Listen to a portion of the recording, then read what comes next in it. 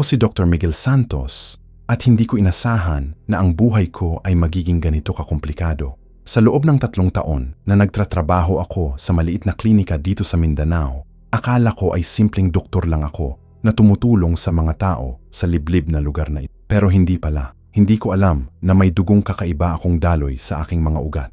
Naalala ko pa noong bata ako, palagi akong nakakakita ng mga anino sa gilid ng aking mata.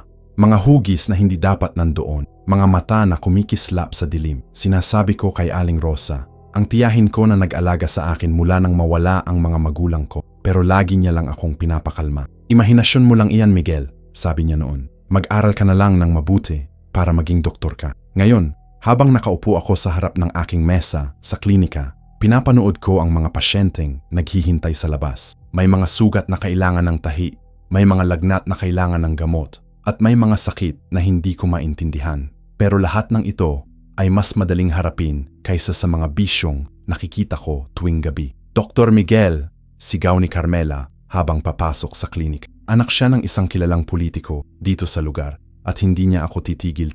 Nandito na naman ako para sa check-up. Napabuntong hininga ako. Walang masama kay Carmela. Maganda siya at mabait, pero hindi ko siya mahal. Hindi ko alam kung bakit, pero parang may kulang. Parang hinihintay ko ang ibang tao, kahit hindi ko alam kung sino. Carmela, narito ka kahapon pa, sabi ko habang tumitingin sa kanyang record. Walang masama sa'yo, pero sumasakit pa rin ang ulo ko, sabi niya habang umuupo. Siguro kailangan mo akong i-examine ng mas mabuti. Nakita ko ang paraan ng kanyang pagkakatingin sa akin. Kilala ko ang tingin na iyo. Hindi ito tungkol sa sakit ng ulo. Ginawa ko ang lahat para hindi siya saktan, pero hindi ko rin siya mabigyan ng gusto niya. Carmela, magpahinga ka na lang sa bahay. Uminom ka ng maraming tubig at hindi ko natapos ang sinasabi ko dahil biglang narinig namin ang ingay sa labas. Mga sigaw, mga takbuhan at tunog ng mga armas.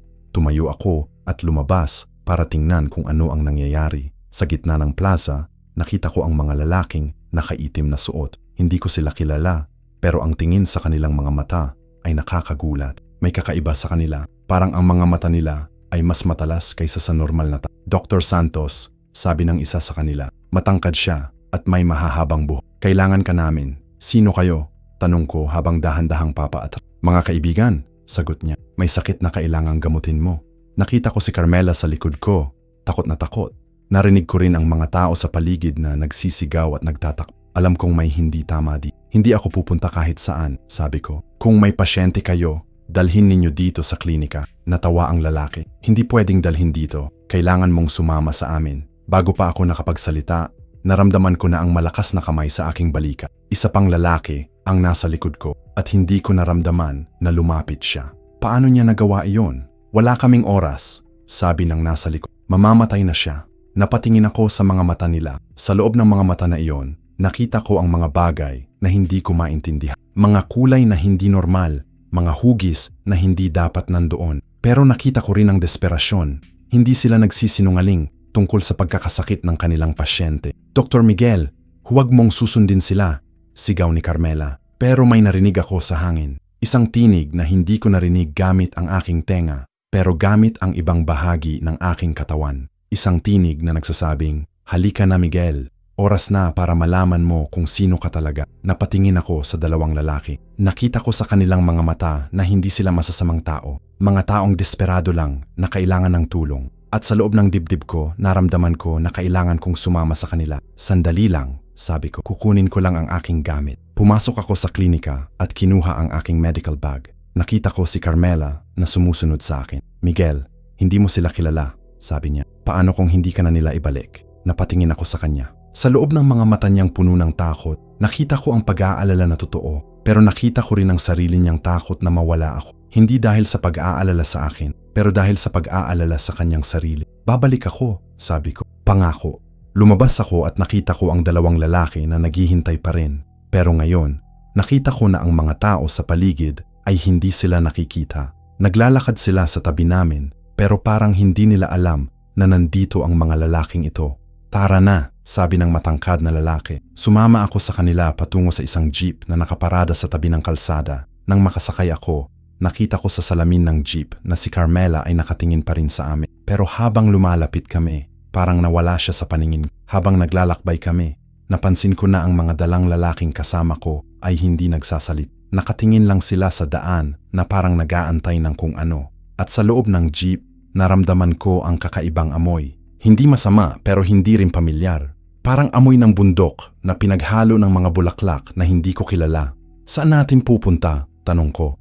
Sa bundok, sagot ng nasa tabi ko. Sa lugar na hindi mo pa napuntahan. Napatingin ako sa labas ng jeep. Nakita ko na lumalayo na kami sa bayan. Ang mga pamilyar na bahay ay nawala na. At ang mga puno ay nagiging mas matatag at mas malaki. Parang papasok kami sa lugar na hindi dapat pinupuntahan ng mga ordinaryong tao. Ano bang sakit ng pasyente ninyo? Tanong ko. Nagkatinginan ang dalawang lalaki. Nakita ko sa mga mata nila na hindi alam kung paano nila ako sasagutan. Hindi mo pa makikita ang ganitong sakit, sabi ng nagmamaneho. Pero ikaw lang ang makakatulong sa kanya. Bakit ako? Maraming doktor sa Davao, sa Cagayan de Oro. Bakit hindi ninyo sila dalhin doon? Dahil hindi nila siya kayang gamutin, sagot niya.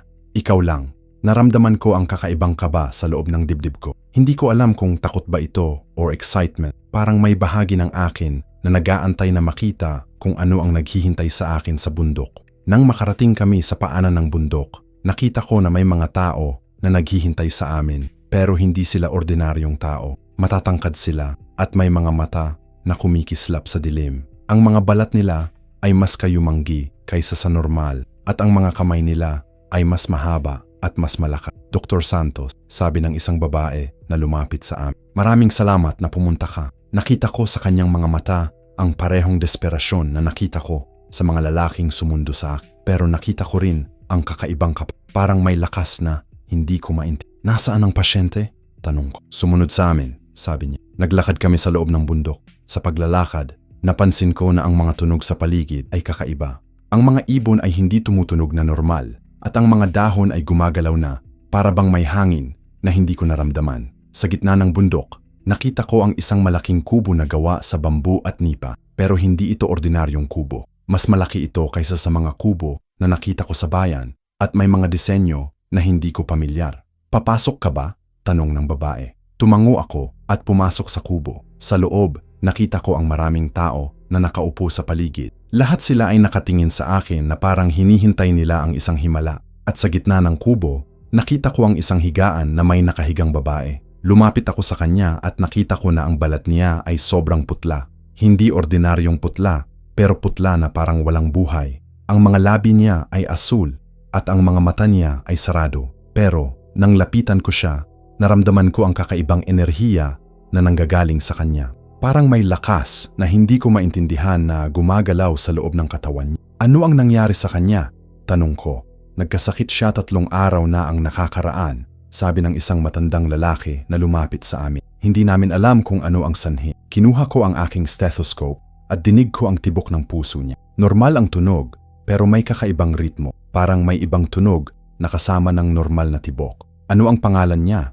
Tanong ko. Luna, sagot ng matandang lalaki. Siya ang aming prinsesa. Napatingin ako sa kanya. Prinsesa? Anak ko siya, sabi niya. Ako si Dato Bagani, ang leader ng grupo namin. Nakita ko sa mga mata niya ang pag-aalala na mas malalim pa kaysa sa normal na May kakaibang sakit sa mga mata niya. Parang may nakatagong lihim na hindi niya masasabi. Bumalik ako sa pag-examine kay habang ginagamit ko ang aking mga medical instrument. Napansin ko na may kakaibang reaksyon ang kanyang katawan. Tuwing hinahawakan ko siya, parang may kuryente na dumadaan sa aming dalawa.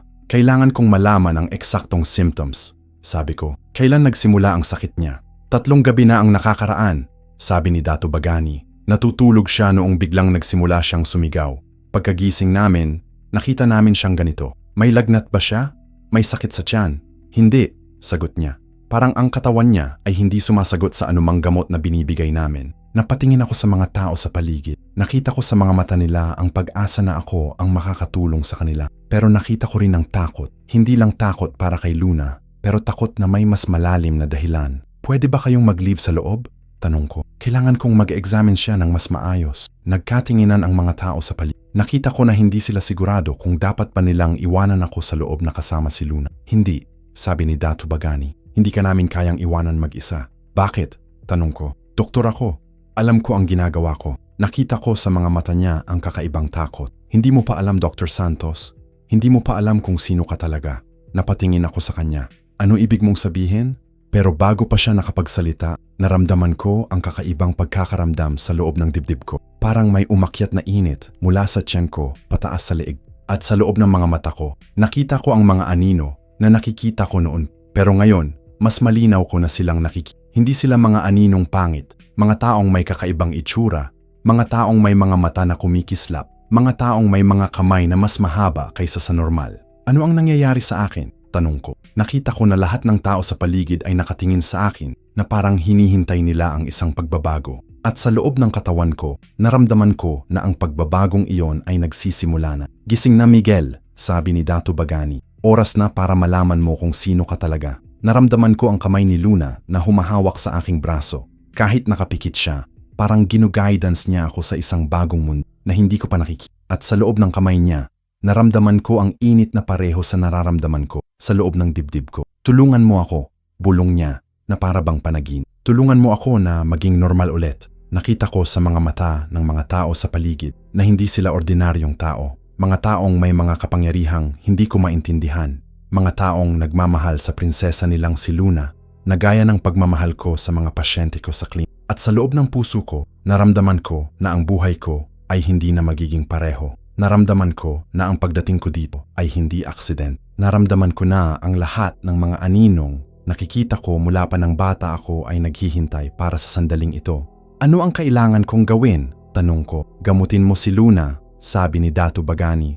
Pero bago mo magawa iyon, kailangan mo munang tanggapin kung sino ka talaga. Nakita ko sa mga mata niya ang pag-asa at ang takot na pinagsama. Pag-asa na makakatulong ako sa kanyang anak. At takot na ang paggamot ko sa kanya ay magdudulot ng mas malalim na pagbabago sa lahat ng amin. Sino ba ako?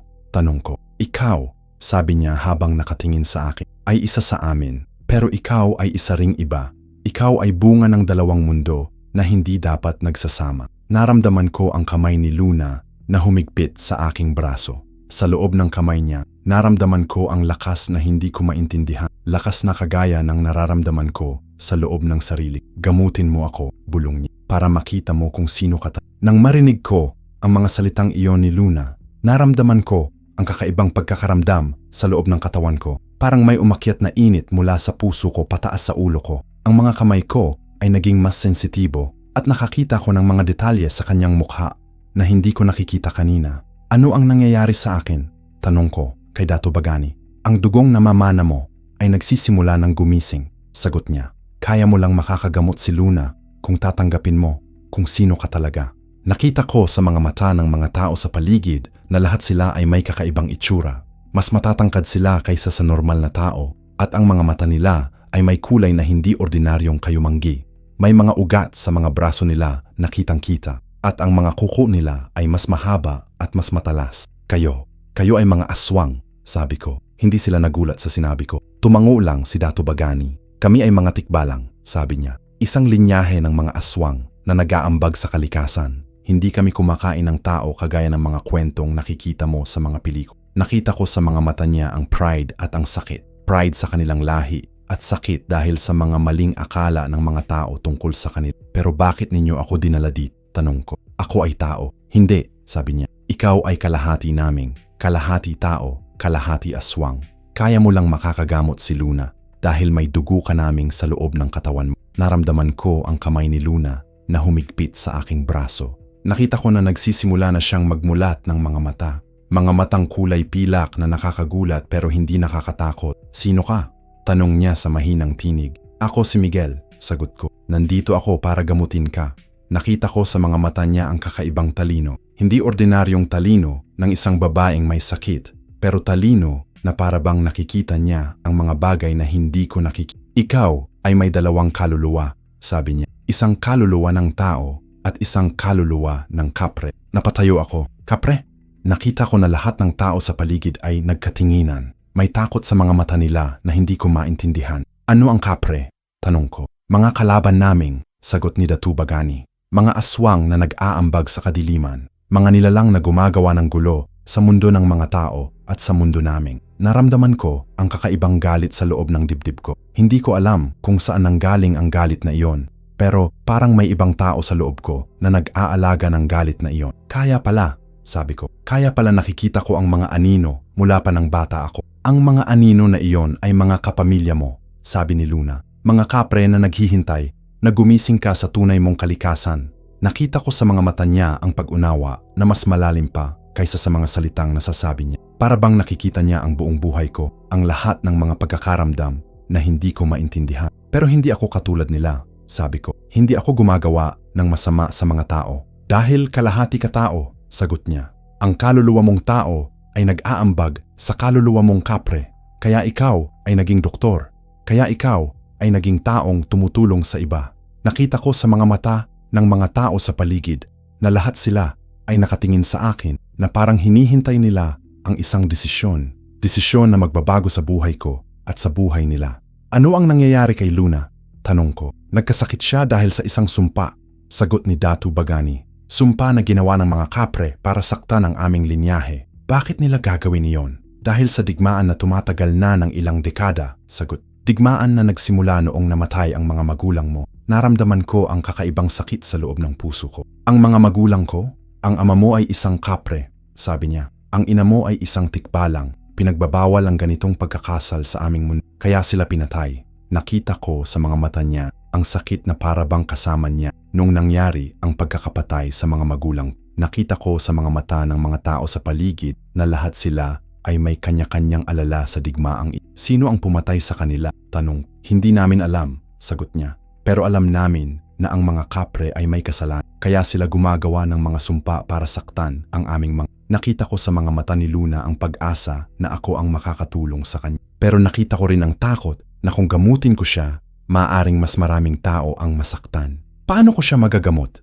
Tanong ko. Kailangan mo munang tanggapin ang kaluluwa mong kapre, sabi ni Datu Bagani. Kailangan mo munang makita ang mga kapangyarihan mo. Ayoko, sabi ko. Ayoko maging kagaya ng mga taong pumatay sa mga magulang ko. Hindi ka magiging kagaya nila, sabi ni Luna. Ikaw ay may kaluluwa ng tao. Ikaw ay may puso na nag-aambag sa kabutihan. Nakita ko sa mga mata niya ang tiwala na hindi ko maintindihan. Tiwala na ako ang makakatulong sa kanya. At tiwala na hindi ako magiging masama kahit tanggapin ko ang kaluluwa kong kapre. Paano ko magagawa yon? Tanong ko. Hawakan mo ang kamay ko, sabi. Hayaan mo ang enerhiya naming na magkakabit. Nakita ko sa mga mata ng mga tao sa paligid na lahat sila ay nakatingin sa amin na parang hinihintay nila ang isang himala. Himala na makakatulong sa kanila at himala na magkakaayos ang digmaan sa pagitan ng mga tikbalang at mga kapre. Hinawakan ko ang kamay ni Luna. Sa loob ng kamay niya, naramdaman ko ang init na mas malakas pa kaysa sa naramdaman ko kanina. Parang may kuryente na dumadaan sa aming dalawa.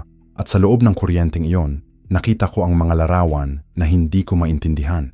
Nakita ko ang isang lalaking may mahahabang buhok na nakikipaglaban sa mga taong may mga itak. Nakita ko ang isang babaeng tumutulong sa mga nasugatan. Nakita ko ang digmaan na hindi ko nakita sa alinmang libro ng kasaysayan. Ano ang mga larawang iyon? Tanong ko. Mga alaala ng mga magulang mo, sagot ni Luna. Mga alaala na nakatago sa loob ng dugo mo. Nakita ko sa mga larawang iyon ang pagmamahal ng mga magulang ko. Nakita ko kung paano sila nagkakilala, kung paano sila nag-away para sa kanilang pagmamahalan, at kung paano sila namatay para protektahan ako. Sila ay mga bayani, sabi ko. Oo, sagot ni Luna. Sila ay mga taong nag-ambag sa pagkakaisa ng dalawang mundo. Kaya ikaw ay naging ganito ka-espesyal. Naramdaman ko ang kakaibang lakas na umakyat sa loob ng katawan ko. Parang may nagbabago sa loob ng mga mata ko. At nakita ko na ang mga tao sa paligid ay naging mas malinaw sa paningin ko. Ano ang nangyayari sa akin? Tanong ko. Ginigising mo ang kaluluwa mong kapre, sagot ni Datu Bagani. Pero hindi ka nawawala ang kaluluwa mong tao. Kaya ikaw ay naging mas malakas. Nakita ko sa mga mata ng mga tao sa paligid na lahat sila ay nakatingin sa akin na parang nakikita nila ang isang pagbabago. Pagbabago na hindi lang sa itsura ko, pero sa enerhiya na nanggagaling sa akin. Ngayon, sabi ni Luna, kaya mo na akong gamutin. Nakita ko sa mga mata niya ang pag-asa na mas malakas pa kaysa sa naramdaman ko sa simula. Pero nakita ko rin ang pagmamahal na hindi ko inasahan. Pagmamahal na hindi lamang para sa isang doktor na makakatulong sa kanya, pero pagmamahal na para sa isang taong maintindihan siya. Luna, sabi ko, nakikita kita.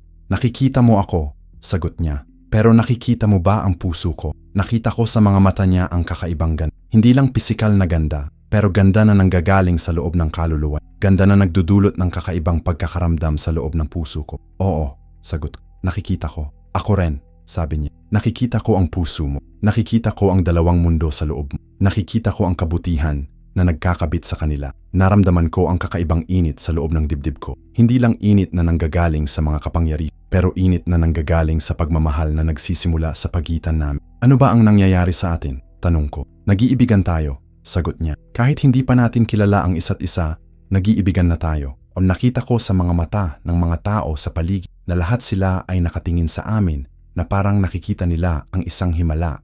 Himala na hindi lang tungkol sa paggamot, pero himala na tungkol sa pagmamahal na magkakaayos sa digmaan. Pero, sabi ni Datu Bagani, hindi pwedeng magkaibigan ang isang tikbalang at isang kapre, lalo na ang anak ko. Nakita ko sa mga mata niya ang galit na hindi ko inasahan. Galit na hindi lang para sa akin, pero galit na para sa lahat ng mga kapre na naging dahilan ng pagkakamatay ng mga magulang ko. Tatay, sabi ni Luna, siya ay hindi kagaya ng mga kapre na pumatay sa mga magulang niya. Siya ay may kaluluwa ng tao, pero may dugo pa rin siya ng mga kalaban natin. Sagot, hindi ko pwedeng hayaang makalapit siya sa iyo. Nakita ko sa mga mata niya ang takot na mas malalim pa kaysa sa galit. Takot na mawala ang anak niya at takot na ang pagmamahal namin ay magdudulot ng mas malalim na digmaan. Datu Bagani, sabi ko, hindi ako sasama sa inyong digmaan. Nandito lang ako para gamutin si Luna. Pero kung gamutin mo siya, sagot niya, magkakaroon kayo ng koneksyon na hindi mo makontrol. Magkakaroon kayo ng pagmamahal na magbabago sa lahat ng mga plano namin. Nakita ko sa mga mata niya ang kakaibang plano. Plano na hindi lang tungkol sa paggamot kay Luna, pero plano na tungkol sa digmaan na gusto nilang tapusin. Ano ang plano ninyo? Tanong ko. Plano naming tapusin ang digmaan sa pamamagitan ng pagpatay sa lahat ng mga kapre. Sagot niya, kasama na ang mga leader nila. Naramdaman ko ang kakaibang galit sa loob ng dibdib ko. Hindi ko alam kung galit ng kaluluwa kong tao o galit ng kaluluwa kong kapre. Pero alam kong hindi tama ang plano nila. Hindi iyon ang solusyon, sabi ko. Pagpatay ay hindi nagdudulot ng kapayapaan. Pero hanggang mabuhay ang mga kapre, sagot niya, hindi magiging ligtas ang mga anak ko. Hindi magiging ligtas si Luna. Nakita ko sa mga mata ni Luna ang kakaibang sakit. Sakit na hindi lang dahil sa sumpa na nakakaapekto sa kanya, pero sakit na dahil sa digmaan na naging bahagi ng buhay niya mula pa nang ipanganak siya. Tatay, sabi niya, kung papatay tayo ng mga kapre, papatayin natin si Miguel. Kaya nga, sagot niya, kaya hindi pwedeng magkaibigan kayo. Kaya hindi pwedeng gamutin kanya. Nakita ko sa mga mata niya ang desisyon na nagdudulot ng sakit sa sarili niya. Desisyon na piliin ang digmaan kaysa sa kapayapaan. At desisyon na piliin ang galit kaysa sa pagmamahal. Pero kung hindi niya ako gamutin, sabi ni Luna, ako ay mamamatay. Mas mabuti na yon, sagot niya, kaysa sa magkaroon ng pagmamahal na magdudulot ng kapahamakan sa lahat ng amin. Nakita ko sa mga mata ni Luna ang kakaibang sakit. Sakit na nanggagaling sa pagkakarinig niya na mas gusto ng kanyang ama na mamatay siya kaysa sa magkaroon ng pagmamahal na magbabago sa kanilang hindi. Sabi ko, hindi ako papayag na mamatay si Luna. Wala kang desisyon dito, sagot ni Datu Bagani. Ikaw ay hindi bahagi ng aming mundo. Pero may dugo ako ng mundo ninyo, sabi ko. At may dugo ako ng mundo ng mga kapre. Kaya ako ay bahagi ng dalawang mundo. Nakita ko sa mga mata niya na nagsisimula na siyang mag-isip. Nag-isip na baka ako ang solusyon sa digmaan, hindi ang problema. Kung gagamitin mo ang mga kapangyarihan mo, sabi niya, magkakaroon ka ng koneksyon sa mga kapre. Magkakaroon ka ng access sa mga plano nila. Oo, sagot ko. Pero magkakaroon din ako ng access sa mga plano ninyo. Magkakaroon ako ng kakayahan na ayusin ang digmaan. Paano mo magagawa iyon? Tanong niya. Sa pamamagitan ng pagmamahal, sagot ko. Sa pamamagitan ng pagpapakita sa dalawang mundo na pwedeng magkaisa ang mga tikbalang at mga kapre. Nakita ko sa mga mata ni Luna ang pag-asa na mas malakas pa kaysa sa lahat ng mga pag-asa na nakita ko sa buong buhay. Pag-asa na hindi lang para sa kanyang sarili, pero pag-asa na para sa mundo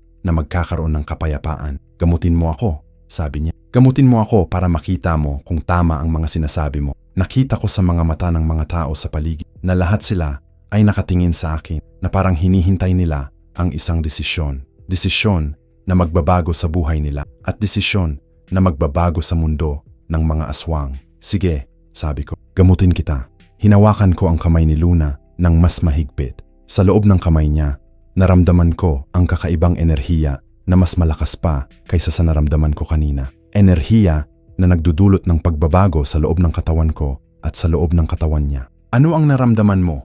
Tanong ko. Nakikita ko ang mga alaala mo, sagot niya. Nakikita ko ang mga pasyente mo sa klinika. Nakikita ko kung paano mo sila ginagamot na walang bayad. Kung paano mo sila tinutulungan na walang hinihiling na kapalit. Nakita ko sa mga mata niya ang kakaibang respeto. Hindi lang respeto para sa isang doktor, pero respeto para sa isang taong may mabuting puso. Nakikita ko rin, sabi ko, ang mga alaala mo. Nakikita ko kung paano mo nag-aalaga sa mga kasama mo, kung paano mo tinutulungan ang mga nasugatan sa digmaan. Pareho pala tayo, sabi niya. Pareho tayong taong nag-aambag sa kabutihan. Naramdaman ko ang kakaibang init na umakyat sa loob ng katawan ko. Init na nagdudulot ng pagbabago sa loob ng mga mata ko, sa loob ng mga kamay ko at sa loob ng puso ko. Nakikita ko na ang sumpa, sabi ko. Nakikita ko kung paano mo magagamot. Paano? Tanong niya. Kailangan kong ibigay sa iyo ang kalahati ng enerhiya ko, sagot ko. Kailangan kong ibahagi sa iyo ang lakas ng kaluluwa kong tao at ng kaluluwa kong kapre. Nakita ko sa mga mata niya ang takot na hindi ko inasahan. Pero kung gagawin mo iyon, maaaring ikaw ang magkakasakit. Oo, sagot ko. Pero mas mabuti na iyon kaysa sa mamatay ka. Hindi, sabi niya. Hindi ko kaya na magkakasakit ka dahil sa akin. Pero kaya ko, sagot ko. Kaya ko dahil mahal kita. Sa loob ng mga mata niya, nakita ko ang kakaibang pagkakaramdam. Pagkakaramdam na hindi lang dahil sa sumpa na nakakaapekto sa kanya, pero pagkakaramdam na dahil sa pagmamahal na nagsisimula sa pagitan namin. Mahal din kita, sabi niya, kaya hindi kita papayagang magkakasakit. Pero kung hindi kita gagamutin, sagot ko, ikaw ay mamamatay at hindi ko kaya na mabuhay na walang ka. Nakita ko sa mga mata ng mga tao sa paligid na lahat sila ay nakatingin sa amin na parang nakikita nila ang isang himala. Himala na hindi lang tungkol sa paggamot, pero himala na tungkol sa pagmamahal na magbabago sa mundo nila. Sige, sabi ni Luna, gamutin mo ako, pero pangako mo sa akin na alagaan mo ang sarili mo.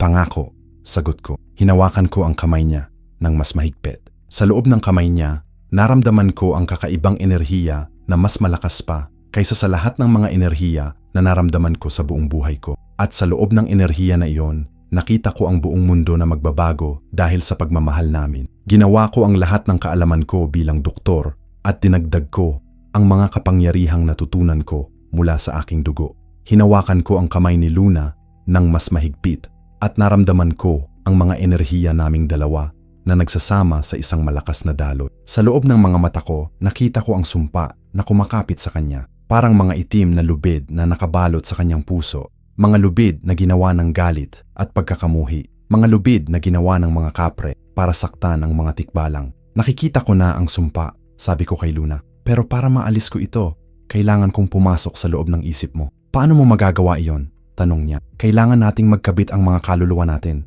Sagot ko, kailangan nating maging isa para makita ko ang buong sumpa. Nakita ko sa mga mata ni Datu Bagani ang kakaibang takot. Hindi lang takot para sa anak niya, pero takot na ang ginagawa namin ay magdudulot ng mas malalim na koneksyon sa pagitan namin. Hindi pwede, sabi niya. Kung magkakabit ang mga kaluluwa ninyo, hindi na ninyo pwedeng paghiwalayin ang sarili ninyo. Tatay, sabi ni Luna, kung hindi gagawin namin ito, ako ay mamamatay. Mas mabuti pa iyon, sagot niya, kaysa sa maging kasangkapan ka ng mga kapre. Nakita ko sa mga mata niya ang galit na nag-aambag sa mga desisyon niya. Galit na naging dahilan kung bakit hindi niya nakikita na ako ay hindi katulad ng mga kapre na pumatay sa mga magulang ko. Datu Bagani, sabi ko, hindi ako sasama sa digmaan ninyo. Gusto ko lang na maging ligtas si Luna. Pero kung magkakabit ang mga kaluluwa ninyo, sagot niya, magkakaroon kayo ng koneksyon na hindi mo makontrol. Magkakaroon kayo ng pagmamahal na magbabago sa lahat ng mga plano namin. Baka iyan ang kailangan, sabi ko. Baka ang pagmamahal ang solusyon sa digmaan ninyo. Nakita ko sa mga mata ng mga tao sa paligid na lahat sila ay nakatingin sa amin na parang hinihintay nila ang isang himala. Himala na magdudulot ng kapayapaan sa kanilang mundo. Gawin natin, sabi ni Luna. Gawin natin para makita natin kung tama ang mga sinasabi mo. Hinawakan ko ang kamay niya ng mas mahigpit. Sa loob ng kamay niya, naramdaman ko ang kakaibang enerhiya na mas malakas pa kaysa sa lahat ng mga enerhiya na naramdaman ko sa buong buhay. Ano ang kailangan kong gawin? Tanong ko. Pumikit ka, sabi niya. Hayaan mo ang kaluluwa mo na makipagtuloy sa kaluluwa. Pumikit ako at naramdaman ko ang kakaibang pagkakaramdam sa loob ng katawan ko. Parang may umakyat na init mula sa puso ko pataas sa ulo ko. At sa loob ng init na iyon, nakita ko ang mga larawan na hindi ko maintindihan. Nakita ko ang mundo ni Luna, mundo na puno ng mga bundok at mga puno na mas matatag kaysa sa mga nakikita ko sa mundo ng mga tao. Mundo na may mga hayop na nakakausap at mga halaman na kumikibo. Ano ang lugar na ito? Tanong ko. Ito ang mundo namin, sagot ni Luna. Mundo ng mga tikbalang na naging bahay namin sa loob ng maraming dekada. Nakita ko sa mundo na iyon ang mga taong masaya. Mga pamilyang nag-aambag sa kalikasan, mga bata na naglalaro na walang takot, mga matanda na nagkukwento na walang sakit sa puso. Bakit kayo nakikipagdigmaan? Tanong ko. Dahil sa mga kapre, sagot niya. Sila ay gumagawa ng masama sa mundo ng mga tao. Gumagawa sila ng kapahamakan para makakuha ng kapangyarihan. Nakita ko sa mga mata niya ang galit na namamana niya mula sa kanyang ama. Galit na naging dahilan kung bakit hindi niya nakikita na hindi lahat ng kapre ay masama. Hindi lahat ng kapre ay masama, sabi ko. Ako ay kalahating kapre, pero hindi ako gumagawa ng masama.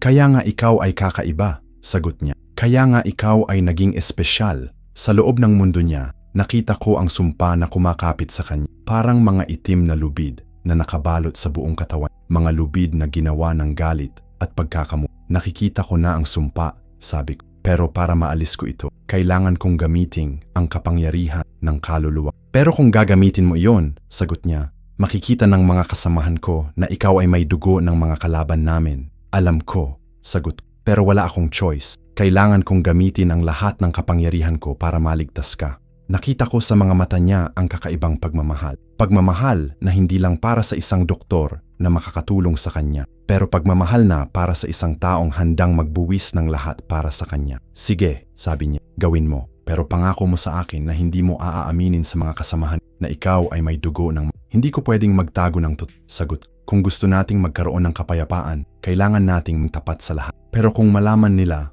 papatayin ka nila. Baka, sagot ko. Pero baka hindi rin. Baka makita nila na pwedeng magkaisa ang mga tikbalang at mga kapre. Nakita ko sa mga mata niya ang pag-asa na hindi niya inasahan. Pag-asa na ang pagmamahal namin ay magdudulot ng kapayapaan sa kanilang mundo. Sige, gawin natin. Ginamit ko ang kapangyarihan ng kaluluwa kong kapre. Naramdaman ko ang kakaibang lakas na umakyat sa loob ng katawan ko. At sa loob ng lakas na iyon, nakita ko ang mga paraan para maalis ang sumpa kay Luna. Pero sa loob ng proseso na iyon, naramdaman ko rin ang kakaibang pagkakaramdam. Parang may ibang tao sa loob ko na nagsisimula ng gumising. Taong may kakaibang mga alaala at kakaibang mga hangarin. Ano ang nangyayari sa akin? Tanong ko. Ginigising mo ang kaluluwa mong kapre, sagot ni Luna. Pero huwag mong iiwan ang kaluluwa mong tao. Kailangan mong panatilihin ang balanse sa pagitan ng dalawa. Naramdaman ko ang kakaibang laban sa loob ng katawan. Laban sa pagitan ng kaluluwa kong tao na gusto ng kapayapaan at ng kaluluwa kong kapre na may galit sa mga tikbalang. Hindi ko kaya, sabi ko. Masyadong malakas ang galit ng kaluluwa kong kapre. Kaya mo, sagot ni Luna. Kayang mo dahil mahal mo ako. Kayang mo dahil gusto mo ng kapayapaan. Nakita ko sa mga mata niya ang tiwala na mas malakas pa kaysa sa lahat ng mga tiwala na naramdaman ko sa buong buhay ko. Tiwala na ako ang makakaayos sa digmaan at tiwala na ang pagmamahal namin ay mas malakas pa kaysa sa galit. Ginamit ko ang pagmamahal na naramdaman ko para kay Luna para kontrolin ang galit ng kaluluwa kong kapre. Dahan-dahan, naramdaman ko na nagsisimula na akong makakamtan ang balanse sa pagitan ng dalawang kaluluwa ko. Nakakamtan ko na, sabi ko. Nakakamtan ko na ang balanse. Ngayon, sabi ni Luna, gamutin mo ako. Hinawakan ko ang mga itim na lubid na kumakapit sa kanya. Sa loob ng mga kamay ko, naramdaman ko ang kakaibang lakas na nagdudulot ng pagbabago sa mga lubid na ito. Dahan-dahan, nagsisimula na silang mawala. Dahan-dahan, nagsisimula na si Luna na maging normal ulit. Nakikita ko na, sabi ko. Nakikita ko na ang proseso. Pero sa loob ng proseso na yon, naramdaman ko rin ang kakaibang sakit. Sakit na nanggagaling sa paggamit ko ng mga kapangyarihan ko at sakit na nanggagaling sa pagkakakabit ng mga kaluluwa namin. Miguel, sabi ni Luna, may nangyayari sa'yo. Nakita ko sa mga mata niya ang kakaibang takot. Hindi lang takot para sa sarili niya, pero takot para sa akin. Ano ang nangyayari sa akin? Tanong ko. Ang mga kapangyarihan mo ay nagiging mas malakas, sagot niya. Pero ang katawan mo ay hindi nakakasabay sa mga pagbabago. Naramdaman ko ang kakaibang pagkakaramdam sa loob ng katawan ko. Parang may umakyat na init na mas malakas pa kaysa sa naramdaman ko kanina. At sa loob ng init na iyon, naramdaman ko na nagsisimula na akong magbago. Ano ang nangyayari sa akin? Tanong ko kay Datu Bagani. Ginigising mo ang buong kapangyarihan ng dugo mo, sagot niya. Ginigising mo ang kapangyarihan ng mga kapre at ng mga tikbalang na nasa loob. Pero hindi ko kaya. Masyadong malakas ang kapangyarihan. Kaya mo, sabi ni Luna. Kaya mo dahil hindi ka mag-isa. Kasama mo ako. Hinawakan niya ang kamay ko ng mas mahigpit. Sa loob ng kamay niya, naramdaman ko ang kakaibang lakas na tumutulong sa akin na kontrolin ang mga kapangyarihan. Nakikita ko na, sabi ko. Nakikita ko na kung paano ko kontrolin ang lahat ng ito. Ginawa ko ang lahat ng kaalaman at ginamit ko ang pagmamahal na naramdaman ko para gamutin siya ng kompleto. Dahan-dahan, nagsisimula na siyang maging normal ulit. Nakikita ko na ang kulay sa mukha mo, sabi ko. Nakikita ko na bumabalik na ang lakas mo. Oo, sagot niya. Nakakaya ko na ulit na gumalik. Nakakaya ko na ulit na mag-isip ng mali. Pero sa loob ng proseso na yon, naramdaman ko rin ang kakaibang pagkakaramdam na hindi lang dahil sa paggamot ko kay Luna, pero pagkakaramdam na dahil sa koneksyon na nabubo sa pagitan namin. Luna, sabi ko, may nangyayari sa atin. Alam ko, sagot niya. Nakakaya ko na ang nararamdaman mo. Nakakaya ko na ang mga iniisip mo. Nakakaya ko rin, sabi ko. Nakakaya ko na ang sakit mo, ang takot mo, at ang pagmamahal mo. Nakita ko sa mga mata ng mga tao sa paligid na lahat sila ay nakatingin sa amin na parang nakikita nila ang isang himala. Himala na hindi lang tungkol sa paggamot, pero himala na tungkol sa pagmamahal na magbabago sa mundo nila. Ano ang ibig sabihin nito? Tanong ni Datu Bagani. Magkakabit na ang mga kaluluwa namin. Sagot ko. Hindi na namin pwedeng paghiwalayin ang sarili namin. Nakita ko sa mga mata niya ang kakaibang galit. Galit na mas malakas pa kaysa sa naramdaman ko kanina. Hindi pwede, sabi niya. Hindi pwedeng magkakabit ang kaluluwa ng anak ko sa kaluluwa ng isang kapre. Pero hindi ako ordinaryong kapre, sagot ko. Ako ay kalahating tao. Ako ay taong nag-aambag sa kabutihan. Pero may dugo ka pa rin ng mga kalaban namin, sabi niya. May dugo ka ng mga taong pumatay sa mga magulang mo. Nakita ko sa mga mata niya ang galit na naging dahilan ng digmaan sa pagitan ng mga tikbalang at mga kapre. Galit na hindi lang tungkol sa pagkakapatay sa mga magulang ko, pero galit na tungkol sa lahat ng mga pagkakasunod-sunod na pangyayari sa nakaraang mga dekada. Datu Bagani, sabi ko, hindi ako sisigaw sa digmaan ninyo. Gusto ko lang na makasama si Luna. Hindi pwede, sagot niya. Kung makakasama mo si Luna, makakagamit ka niya para makakuha ng mga impormasyon tungkol sa amin. Makakagamit ka niya para saktan ang mga kasamahan ko. Hindi ako gagawin iyon, sabi ko. Hindi ko sasama si Luna sa masama, pero hindi ko kaya na magtiwala sa iyo, sagot niya.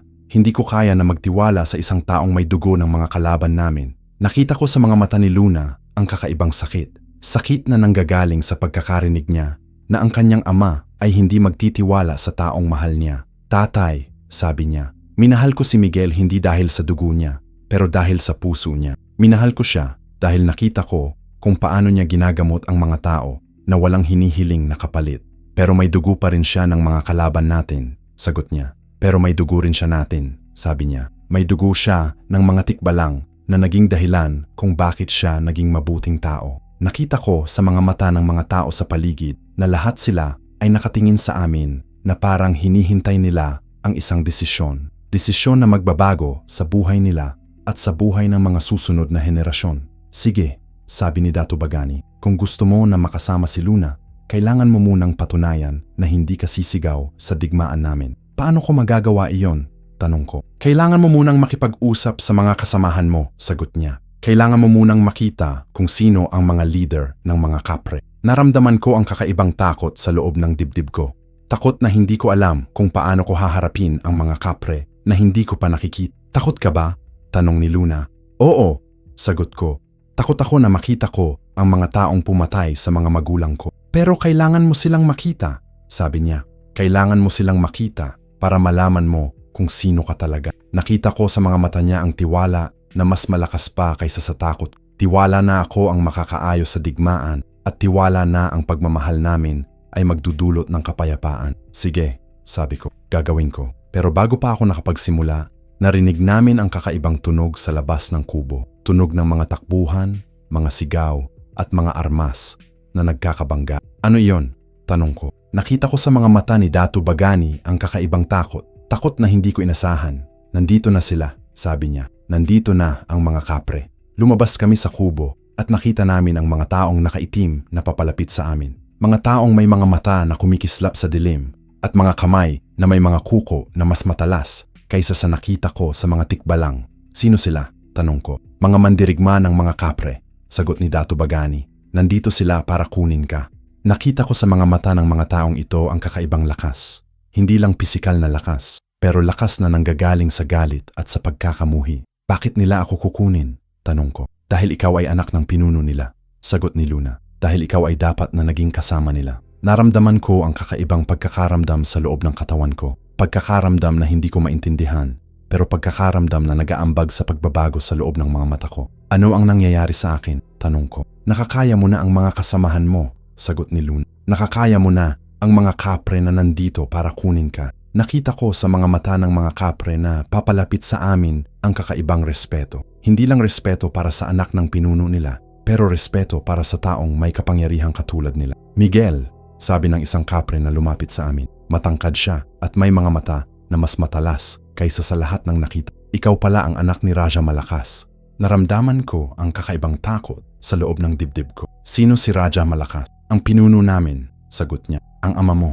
Nakita ko sa mga mata ni Luna ang kakaibang takot na hindi lang para sa akin, pero takot na para sa lahat ng mga tikbalang na nasa paligid namin. Ano ang gusto ninyo? Tanong ko. Gusto naming dalhin ka sa ama mo, sagot niya. Gusto naming ipakita sa iyo kung sino ka talaga. Nakita ko sa mga mata ng mga tikbalang na lahat sila ay nakatingin sa akin na parang hinihintay nila ang isang desisyon. Desisyon na sumama sa mga kapre o manatili sa mga tikbalang. Kung susama ako sa inyo, tanong ko, ano ang mangyayari kay Luna? Wala kaming pakialam sa kanya, sagot niya. Ikaw lang ang kailangan namin. Nakita ko sa mga mata ni Luna ang kakaibang sakit. Sakit na nanggagaling sa pagkakarinig niya na gusto ng mga kapre na pakawalan ako sa kanya. Hindi ako susama, sabi ko. Hindi ko iiwan si Luna, pero kailangan mo naming makita ang ama mo, sagot ang kapre. Kailangan mo naming malaman ang totoo tungkol sa pagkakapatay ng mga magulang mo. Naramdaman ko ang kakaibang curiosity sa loob ng dibdib ko. Curiosity na mas malakas pa kaysa sa takot. Ano ang totoo? Tanong ko. Hindi ang mga tikbalang ang pumatay sa mga magulang mo, sagot. Kami ang pumatay sa kanila. As nakita ko sa mga mata ng mga tikbalang na lahat sila ay nagulat sa narinig nila. Gulat na hindi lang dahil sa sinabi ng kapre, pero gulat na dahil sa totoo na hindi nila alam. Bakit ninyo sila pinatay? Tanong ko. Dahil nakita naming na mag-aambag sila ng kapayapaan sa pagitan ng mga tikbalang at mga kapre, sagot. Dahil takot kami na mawala ang aming kapangyarihan kung magkakaisa ang dalawang linyahe. Naramdaman ko ang kakaibang galit sa loob ng dibdib ko. Galit na mas malakas pa kaysa sa lahat ng mga galit na naramdaman ko sa buong buhay. Kaya ninyo pinatay ang mga magulang, sabi ko, para patuloy ang digmaan. Oo, sagot. Pero ngayon, nakita na naming na ikaw ay mas malakas pa kaysa sa mga... Nakita na naming na ikaw ay pwedeng... Nakita ko sa mga mata niya ang kakaibang pag-asa. Pag-asa na ako ang magiging kasama nila sa digma at pag-asa na ako ang magdudulot ng tagumpay sa mga kapre. Hindi ako sisigaw sa digmaan ni... Pero dapat, sagot niya, dapat mo nilang paghigantihan ang pagkakapatay ng mga magulang mo. Nakita ko sa mga mata ni Luna ang kakaibang takot. Takot na baka makinig ako sa mga kapre at sumama sa kanila sa digmaan. Miguel, sabi niya, huwag mong pakinggan sila. Huwag mo nilang hayaang gamitin ka para sa digmaan. Pero sila ang pumatay sa mga magulang mo, sabi ng sila ang dahilan kung bakit ikaw ay nag-isa. Naramdaman ko ang kakaibang laban sa loob ng katawan ko. Laban sa pagitan ng galit na gusto ng paghihiganti at ng pagmamahal na gusto ng kapayapaan. Alam ko, sabi ko, pero hindi ko sila paghihigantihan sa pamamagitan ng digmaan. Paghihigantihan ko sila sa pamamagitan ng kapayapaan. Nakita ko sa mga mata ng mga kapre na lahat sila ay nagulat sa sinabi ko. Gulat na hindi nila inasahan. Paano mo magagawa iyon? Tanong nila. Sa pamamagitan ng pagpapakita sa inyo na pwedeng magkaisa ang mga tikbalang at mga kapre, sagot ko. Sa pamamagitan ng pagpapakita sa inyo na ang pagmamahal ay mas malakas pa kaysa sa galit. Nakita ko sa mga mata ni Luna ang kakaibang pag-asa. Pag-asa na ang mga sinasabi ko ay magdudulot ng kapayapaan sa kanilang. Nakita ko sa mga mata ng mga kapre na hindi sila naniniwala sa mga sinasabi. Para sa kanila, ang pagmamahal ay kahinaan, hindi lakas. Para sa kanila, ang digmaan ay tanging paraan para makamit ang respeto. Miguel, sabi ng pinakamatangkad na kapre, ikaw ay anak ni Raja Malakas. Hindi pwedeng magkaroon ka ng kahinaan. Hindi kahinaan ang pagmamahal, sagot ko. Ang pagmamahal ay pinakamalakas na kapangyarihan sa mundo. Natawa siya ng malakas. Tingnan mo kung saan ka nakarating dahil sa pagmamahal mo. Nasa gitna ka ng digmaan na hindi mo naman simula. Pero pwede kong tapusin, sabi ko. Pwede kong tapusin ang digmaang ito sa pamamagitan ng pagkakaisa. Hindi mo maintindihan, sabi niya. Ang mga tikbalang ay hindi magtitiwala sa amin. Ang mga tikbalang ay lilinlangin tayo para makuha ang mga lihim namin. Nakita ko sa mga mata ni Datu Bagani ang kakaibang galit. Hindi lang galit para sa mga kapre na nasa harapan namin, pero galit para sa lahat ng mga nangyari sa nakaraang mga dekada. Tama siya, sabi ni Datu Bagani. Hindi kami magtitiwala sa mga kapre. Hindi kami magtitiwala sa mga taong pumatay sa mga magulang mo. Pero pumatay kami sa mga magulang niya, sabi ang kapre. Dahil nakita naming na magdudulot sila ng kapangyarihan sa mga tikbalang. Nakita naming na magkakaroon ng mga anak na mas malakas pa sa amin. Naramdaman ko ang kakaibang realisasyon sa loob ng dibdib. Realisasyon na ang pagkakapatay sa mga magulang ko ay hindi lang dahil sa galit, pero dahil sa takot. Takot kayo sa akin, sabi ko. Takot kayong maging mas malakas ako kaysa sa inyo. Oo, sagot ang kapre. Takot kami na magkaroon ng taong mas malakas sa pinuno namin. Kaya pinatay namin ang mga magulang mo. Pero hindi ninyo ako napatay, sabi ko. Bakit? Nakita ko sa mga mata niya ang kakaibang sakit. Sakit na hindi ko inasahan. Dahil ikaw ay sanggol pa noon, sagot niya. Dahil hindi namin kaya na pumatay ng sanggol. Naramdaman ko ang kakaibang emosyon sa loob ng puso. Hindi galit, pero sakit na mas malalim pa kaysa sa galit. Sakit na nanggagaling sa pagkakaalam na ang mga taong pumatay sa mga magulang ko ay may puso rin. Pero ngayon, sabi niya, nakita na naming na ikaw ay naging mas malakas pa sa mga magulang. Nakita na naming na ikaw ay pwedeng maging pinuno ng mga kapre. Hindi ako magiging pinuno ninyo. Hindi ako sisigaw sa digmaan. Pero kailangan mo, sabi niya. Dahil ang ama mo ay may sakit na. Dahil kailangan ng mga kapre ng bagong pinuno. Naramdaman ko ang kakaibang pagkakaramdam sa loob ng dibdib ko. Pagkakaramdam na hindi ko maintindihan. Ano ang sakit ng ama ko? Tanong ko. Ang parehong sakit na nakuha ni Luna, sagot niya. Sumpa na ginawa ng mga tikbalang para saktan ang mga pinuno namin. Nakita ko sa mga mata ni Luna ang kakaibang gulat. Gulat na hindi niya inasahan. Hindi kami gumawa ng sumpa sa mga kapre, sabi niya. Hindi kami gumagawa ng ganyang mga bagay. Pero ginawa ninyo, sabi ang kapre. Ginawa ninyo para paghigantihan ang pagkakapatay sa mga magulang ni Miguel. Nakita ko sa mga mata ni Datu Bagani ang kakaibang gulat. Hindi lang gulat sa sinabi ng kapre, pero gulat sa realisasyon na may gumawa ng sumpa na hindi niya alam. Sino ang gumawa ng sumpa? Tanong niya. Si Aling Rosa, sagot ang kapre. Ang tiyahin ni Miguel. Naramdaman ko ang kakaibang shock sa loob ng katawan ko. Shock na hindi ko inasahan. Aling Rosa? Tanong ko. Ang tiyahin ko? Oo, sagot ang kapre. Siya ay isang tikbalang na nag-aambag sa mga kapangyarihan ng pagkakamuhi. Siya ang gumawa ng mga sumpa para paghigantihan ang pagkakapatay sa mga magulang mo. Nakita ko sa mga mata ni Luna ang kakaibang takot. Takot na hindi niya inasahan. Miguel, sabi niya, kailangan nating bumalik sa klinika mo. Kailangan nating makausap si Aling Rosa. Pero hindi pwedeng umalis si Miguel, sabi ni Datu Bagani. Kung uumalis siya, sasama siya ng mga kapre. Hindi, sabi ang kapre. Hindi namin siya sasama, pero kailangan namin na makausap siya tungkol sa ama niya. Nakita ko sa mga mata niya ang kakaibang pag-asa. Pag-asa na ako ang makakatulong sa kanyang pinuno at pag-asa na ako ang magdudulot ng kapayapaan sa pagitan ng mga kapre at mga tikbalang. Ano ang gusto ninyo? Tanong ko. Gusto namin na gamutin mo ang ama mo, sagot niya. Gusto namin na gamitin mo ang mga kapangyarihan mo para alisin ang sumpa na ginawa ni Aling Rosa. Naramdaman ko ang kakaibang responsibility sa loob ng dibdib ko. Responsibility na hindi ko inasahan. Pero kung gamutin ko siya, tanong ko, ano ang mangyayari sa digmaan? Walang magbabago, sagot niya. Magpapatuloy pa rin ang digmaan hanggang sa mapuksa namin ang lahat ng mga tikbalang. Pero iyon ay hindi solusyon, sabi ko. Iyon ay hindi magdudulot ng kapayapaan. Kapayapaan, sabi niya. Hindi namin kailangan ang kapayapaan. Kailangan namin ang tagumpay. Nakita ko sa mga mata niya ang kakaibang galit. Galit na naging dahiran ng lahat ng mga pagkakapatay at pagkakasakit sa nakaraang mga dekada. Pero kung patuloy ang digmaan, sabi ko, mas maraming mamamatay. Mas maraming mga pamilyang mapupuksa. Iyon ay presyo ng tagumpay, sagot niya. Nakita ko sa mga mata ni Luna ang kakaibang sakit. Sakit na nanggagaling sa pagkakarinig niya na ang mga kapre ay handang pumatay ng mas maraming tao para sa tagumpay. Miguel, sabi niya, kailangan nating gumawa ng paraan para tuluyang tapusin ang digmaang ito. Paano? Tanong ko. Sa pamamagitan ng pakikipag-usap sa lahat ng mga involved, sagot niya. Sa pamamagitan ng pakikipag-usap sa ama mo, sa ama ko, at kay Aling Rosa. Nakita ko sa mga mata niya ang kakaibang talino. Hindi lang talino sa pagsosolve ng problema, pero talino sa pagpaplano ng mga solusyon na magdudulot ng kapayapaan. Pero paano natin magagawa iyon? Tanong ko. Paano natin makakakuha ng lahat ng mga involved sa isang lugar? Sa pamamagitan ng pag-host ng isang meeting, sagot niya. Sa pamamagitan ng pag-invite sa lahat ng mga leaders sa isang neutral na lugar. Nakita ko sa mga mata ng mga kapre na lahat sila ay nagtingin. Nakita ko na hindi sila sigurado kung tama ang idea ni Luna. Hindi pwede, sabi ang, hindi kami magtitiwala sa mga tikbalang sa isang meeting. Pero kailangan ninyo, sabi ko, kailangan ninyo kung gusto ninyong makagamot ng ama. Nakita ko sa mga mata niya ang kakaibang conflict. Conflict sa pagitan ng gusto niyang magamot ang kanyang pinuno at ng takot niyang magtiwala sa mga tikbalang. Sige, sabi niya sa wakas. Pero may mga kondisyon kami. Ano? Tanong ko. Una, sabi niya, ang meeting ay dapat sa neutral na lugar. Hindi sa teritoryo ng mga tikbalang. Hindi sa teritoryo namin. Sige, sagot ko.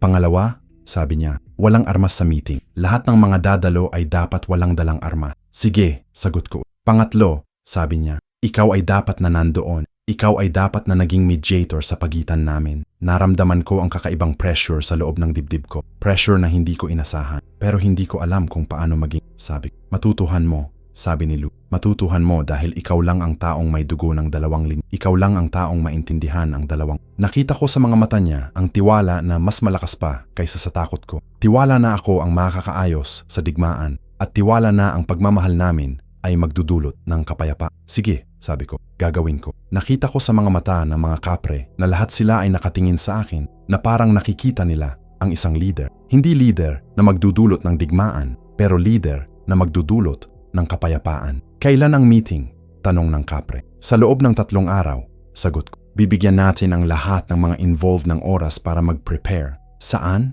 Tanong niya. Nakita ko si Luna na nag-isip. Nakita ko sa mga mata niya na may ideya siya. Sa daan sa pagitan ng dalawang teritoryo, sabi niya. Sa lugar na hindi pag-aari ng sino man. Sige, sabi ang pero kung hindi magtagumpay ang meeting na ito, magpapatuloy ang digmaan. Magtagumpay, sabi ko. Magtagumpay dahil kailangan natin ng kapayapaan. Umalis ang mga kapre sa bundok. Nakita ko sa mga mata ng mga tikbalang na lahat sila ay nakatingin sa akin na parang nakikita nila ang pag-asa para sa kapayapaan. Miguel, sabi ni Datu Bagani, sigurado ka ba sa ginagawa mo? Hindi, sagot ko. Pero alam kong tama. Pero kung hindi magtagumpay ang meeting, sabi niya, ikaw ay magiging target ng dalawang linyahe. Ikaw ay magiging enemy ng mga tikbalang at ng mga kapre. Naramdaman ko ang kamay ni Luna na humawak sa aking kamay. Sa loob ng kamay niya, naramdaman ko ang lakas na magdudulot ng determinasyon sa akin. Hindi siya mag-isa, sabi niya. Kasama niya ako. Luna, sabi ng kanyang ama, hindi mo pwedeng isugod ang buhay mo para sa taong kalahating kapre. Hindi ko sinusugod ang buhay ko para sa kalahating kapre, sagot niya. Sinusugod ko ang buhay ko para sa taong mahal ko. Sinusugod ko ang buhay ko para sa kapayapaan na matagal na nating hinihintay. Nakita ko sa mga mata ng kanyang ama ang kakaibang conflict. Conflict sa pagitan ng gusto niyang protektahan ang anak niya at ng pag-unawa niya na ang anak niya ay may karapatan na gumawa ng sariling mga desisyon. Sige, sabi niya sa wakas. Pero kung mangyayaring masama sa meeting na ito, ako mismo ang papatay kay Miguel. Naramdaman ko ang kakaibang takot sa loob ng dibdib. Takot na hindi lang para sa sarili ko, pero takot na para sa lahat ng mga taong maapektuhan kung hindi magtagumpay ang meeting. Hindi mangyayari ang masama, sabi ko. Magtagumpay ang meeting na ito. Paano mo nasasabi? Tanong niya. Dahil may trabaho pa akong gawin, sagot ko. Kailangan ko pang kausapin si Aling Rosa. Kailangan ko pang malaman ang totoo tungkol sa mga sumpa na ginawa niya. Umalis kami sa bundok ng mga tikbalang. Sa paglalakbay pabalik sa bayan, nakita ko si Luna na tahimik. Nakita ko sa mga mata niya ang kakaibang pag-aalala. Ano ang iniisip mo? Tanong ko. Nag-aalala ako, sagot niya. Nag-aalala ako na kapag makausap mo si Aling Rosa, malaman mo ang mga bagay na magbabago sa lahat. Anong klaseng mga bagay? Tanong ko. Mga bagay tungkol sa totoo mong pagkakasilang, sagot niya. Mga bagay tungkol sa mga dahilan kung bakit ikaw ay ginawa. Naramdaman ko ang kakaibang takot sa loob ng dibdib ko. Takot na hindi ko alam kung ano ang malaman ko kay Aling Rosa. Pero kailangan kong malaman, sabi ko. Kailangan kong malaman para magawa kong ayusin ang lahat. Alam ko, sagot niya. Pero natatakot ako na kapag nalaman mo ang lahat, baka magbago ang pagtingin mo sa akin. Naramdaman ko ang kakaibang sakit sa loob ng puso ko. Sakit na nanggagaling sa pagkakarinig ko na si Luna ay natatakot na mawala ako. Luna, sabi ko, walang makakapagbago sa pagmamahal ko sa iyo. Walang makakapagbago sa desisyon kong makasama ka. Sigurado ka? Tanong niya. Sigurado, sagot ko. Mahal kita hindi dahil sa mga lihim na hindi ko pa alam, pero dahil sa puso mo na nakita. Mahal kita dahil ikaw ang taong nagtiwala sa akin noong lahat ng tao ay natatakot sa akin. Nakita ko sa mga mata niya ang kakaibang relief. Relief na hindi niya inasahan. Mahal din kita, sabi. Mahal kita kahit alam kong mahirap ang daan na ating tatahakin. Nang makarating kami sa bayan, nakita ko si Aling Rosa na naghihintay sa harap ng klinika. Nakita ko sa mga mata niya ang kakaibang takot. Hindi lang takot para sa akin, pero takot na dahil sa mga lihim na malapit ng malabas. Miguel, nasaan ka? Nag-alala ako sa'yo. Nandito ako, sagot. Pero kailangan nating mag-usap. Nakita ko sa mga mata niya ang kakaibang alam. Alam na alam niya kung ano ang pag-uusapan namin. Pumasok tayo sa loob, sabi niya. Pumasok kami sa klinika. Nakita ko na wala ng mga pasyente sa labas. Nakita ko na tahimik ang buong lugar. Aling Rosa, sabi ko, totoo ba na ikaw ay isang tikbalang? Nakita ko sa mga mata niya ang kakaibang sakit. Sakit na natatago niya sa loob ng maraming taon. Oo, sagot niya. Totoo. Totoo ba na ikaw ang gumawa ng mga sumpa sa mga kapre? Tanong ko. Oo, sagot niya ulit. Totoo. Naramdaman ko ang kakaibang galit sa loob ng dibdib ko. Galit na hindi ko inasahan. Bakit mo ginawa iyon? Tanong ko. Dahil gusto kong paghigantihan ang pagkakapatay sa mga magulang mo, sagot niya. Dahil gusto kong makakuha ng hustisya para sa kanila. Pero ang ginawa mo ay nagdulot ng mas maraming pagkakasakit, sabi ko. Ang ginawa mo ay naging dahilan ng mas maraming digmaan. Nakita ko sa mga mata niya ang kakaibang regret. Regret na hindi niya inasahan. Alam ko, sabi niya. Alam kong mali ang ginawa ko, pero galit ako. Sobrang galit ako sa mga kapre na pumatay sa kapatid ko. Kapatid mo? Tanong ko. Ang ina mo ay kapatid ko, sagot niya. Ang ina mo ay pinakamalapit kong kaibigan sa buong mundo. Naramdaman ko ang kakaibang realisasyon sa loob ng dibdib ko. Realisasyon na ang sakit ni Aling Rosa ay mas malalim pa kaysa sa inasahan ko. Pero Aling Rosa, sabi ko, ang ginawa mo ay naging dahilan kung bakit nagkasakit si Luna. Ang ginawa mo ay naging dahilan kung bakit nagkasakit ang ama ko. Alam ko, sagot niya. Alam kong mali ang ginawa ko, kaya kailangan nating ayusin ang lahat. Paano? Tanong ko. Sa pamamagitan ng pag-undo sa mga sumpa na ginawa ko, sagot niya. Sa pamamagitan ng paghingi ng patawad sa mga kapre, nakita ko sa mga mata niya ang kakaibang determination. Determination na magbago ang lahat ng mga ginawa niya. Pero para magawa mo iyon, sabi ko, kailangan mo naming pumunta sa meeting na pinaplano namin. Meeting? Tanong niya. Meeting ng mga leaders ng dalawang linyahe, sagot ko. Meeting para tapusin ang digmaan. Nakita ko sa mga mata niya ang kakaibang takot. Takot na hindi niya alam kung paano niya haharapin ang mga kapre na nasaktan niya. Pero takot ako, sabi niya. Takot ako na hindi ako mapatawad ng mga kapre. Kailangan mo nilang harapin, sabi ni Luna. Kailangan mo nilang harapin para makamit natin ang kapayapaan. Nakita ko sa mga mata ni Aling Rosa ang kakaibang determinasyon. Determinasyon na harapin ang mga pagkakamali niya at gumawa ng tamang mga desisyon. Sige, sabi niya, gagawin ko. Pupunta ako sa meeting na iyon. Nakita ko sa mga mata ni Luna ang kakaibang pag-asa. Pag-asa na ang meeting ay magdudulot ng kapayapaan na matagal na nilang hinihintay. Miguel, sabi niya, ready ka na ba para sa meeting? Hindi, sagot ko. Pero kailangan kong maging ready. Kailangan naming maging ready para sa kapayapaan. Nakita ko sa mga mata niya ang tiwala na mas malakas pa kaysa sa lahat ng mga takot namin. Tiwala na ang pagmamahal namin at ang determinasyon namin ay magdudulot ng solusyon sa digmaan na tumatagal na ng maraming dekada. 3 araw pagkatapos ng usapan namin kay Aling Rosa, nakarating na ang araw ng meeting. Pumunta kami sa lugar na pinili namin, isang clearing sa gitna ng 2 teritoryo na walang pag-aari sa sinumang linyahe. Nakita ko na nandun na ang mga representante ng 2 grupo. Sa isang panig, nakita ko si Dato Bagani kasama ng mga pinakamataas na ranggo ng mga tikbalang. Sa kabilang panig, nakita ko ang mga kapre na hindi ko pa nakikita kasama ang isang matandang lalaking nakaupo sa wheelchair. Sino iyon? Tanong ko kay Luna. Iyon ang ama mo, sagot niya. Si Raja Malakas. Naramdaman ko ang kakaibang pagkakaramdam sa loob ng dibdib ko. Hindi ko alam kung takot ba ito o excitement. Sa wakas, makikita ko ang ama na hindi ko nakilala. Lumapit ako sa kanila. Nakita ko sa mga mata ng mga kapre ang kakaibang respeto. Hindi lang respeto para sa anak ng pinuno nila, pero respeto para sa taong may kapangyarihang katulad nila. Miguel, sabi ni Raja Malakas nang makalapit. Ang boses niya ay mababa at malakas. Pero nakita ko sa mga mata niya ang kakaibang sakit. Ikaw pala ang anak ko. Naramdaman ko ang kakaibang emosyon sa loob ng puso ko. Hindi ko alam kung paano ko dapat maramdaman. Galit ba dahil hindi niya ako inasikaso nung bata ako? O tuwa dahil sa wakas ay nakita ko na siya? Oo, sagot ko. Ako nga, kamukha mo ang ina mo, sabi niya. Kamukha mo ang babaeng pinakamamahal ko sa buong. Nakita ko sa mga mata niya ang kakaibang sakit. Sakit na mas malalim pa kaysa sa pisikal na sakit na dulot ng Bakit hindi mo ako hinanap? Tanong ko. Dahil takot ako, sagot niya. Takot ako na kung makikita kita, makikita ko rin ang ina mo. Takot ako na hindi ko kayang mabuhay na laging naaalala siya. Naramdaman ko ang kakaibang pag-unawa sa loob ng puso ko. Pag-unawa na ang ama ko ay hindi ako iniwan dahil ayaw niya sa akin, pero dahil masyadong masakit para sa kanya. Pero nandito na ako, sabi ko. Nandito na ako para tulungan ka.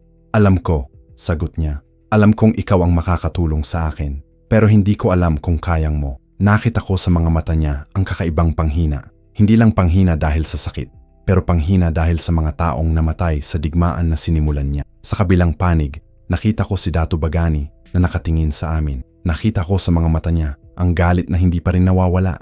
Galit para sa mga kapre na pumatay sa mga magulang ko. Datu Bagani, sabi ko habang lumapit sa kanya. Salamat na pumunta ka dito. Nandito ako para sa anak ko, sagot niya.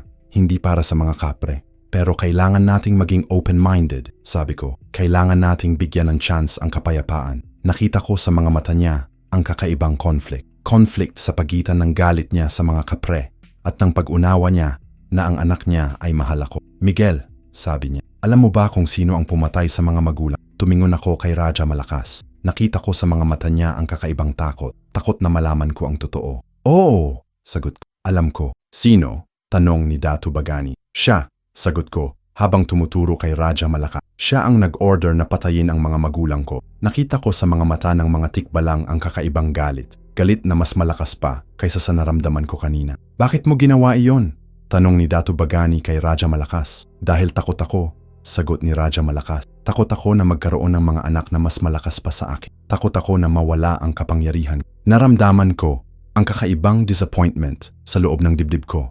Disappointment na ang ama ko ay pumatay sa mga magulang ko dahil sa takot at sa selfishness. Pero ngayon, sabi ni Raja Malakas, natatangad ko sa ginawa ko. Nagsisisi ako sa lahat ng mga desisyon na ginawa ko. Hindi sapat ang pagsisisi, sabi ni Datu Bagani. Hindi sapat ang mga salita. Alam ko, sagot ni Raja Malakas. Kaya nandito ako. Kaya handang ako na tanggapin ang kahit anong parusa na bibigay ninyo sa akin. Nakita ko sa mga mata ng mga tikbalang na lahat sila ay nakatingin sa kanya na parang hinihintay nila ang isang confession. Confession na matagal na nilang hinihintay. Pero bago iyon, sabi ko, kailangan nating ayusin ang mga sumpa na ginawa ni Aling Rosa. Lumingon lahat sa direksyon ni Aling Rosa. Nakita ko sa mga mata niya ang kakaibang takot. Takot na hindi niya alam kung paano niya haharapin ang mga taong nasaktan niya. Aling Rosa, sabi ko, oras na para sabihin mo ang totoo. Lumapit si Aling Rosa sa gitna ng grupo. Nakita ko sa mga mata ng mga kapre ang kakaibang galit. Hindi lang galit para sa sumpa na ginawa niya, pero galit para sa lahat ng mga pamilyang naapektuhan ng sumpa na iyon. Mga kapre, narito ako para humingi ng patawad sa lahat ng ginawa ko. Hindi sapat ang patawad, sabi ng isang kap. Hindi sapat ang mga salita.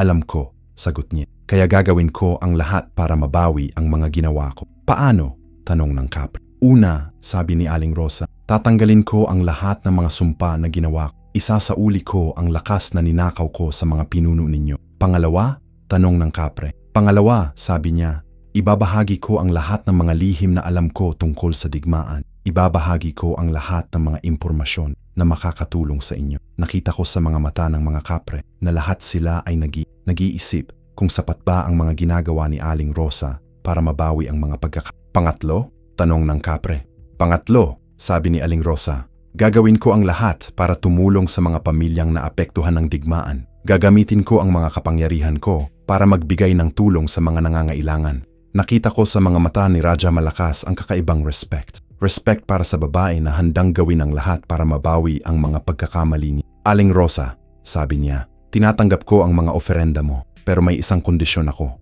Ano? Tanong ni Aling Rosa. Kailangan mo naming mag-undergo ng isang ritual, sagot niya. Isang ritual na magbabago sa mga kapangyarihan. Ritual na magsisiguro na hindi mo na magagamit ang mga sumpa para saktan ang sinuman. Nakita ko sa mga mata ni Aling Rosa ang kakaibang takot. Takot na hindi niya alam kung ano ang mangyayari sa kanya sa ritual na iyon. Ano ang mangyayari sa akin? Tanong niya. Mawawala ang kakayahan mo na gumawa ng mga masasamang sumpa. Sagot ni Raja. Pero mananatili ang kakayahan mo na gumawa ng mga mabubuting spell. Sige, sabi ni Aling Rosa. Gagawin ko. Nakita ko sa mga mata ng mga tao sa paligid na lahat sila ay nakatingin sa amin na parang nakikita nila ang isang pag-asa para sa kapayapaan. Pero may isa pang problema, sabi ni Datu Bagani. Ang problema ng digmaan ay hindi lang tungkol sa mga sumpa. Ang problema ay tungkol sa tiwala. Tama, sagot ni Raja Malak. Paano namin masisiguro na hindi magkakaroon ng mga problema sa hinaharap? Nakita ko si Luna na lumapit sa gitna ng grupo. Nakita ko sa mga mata niya ang kakaibang determinasyon. May suggestion ako, sabi niya. Ano? Tanong ng mga tao. Isang kasal, sagot niya.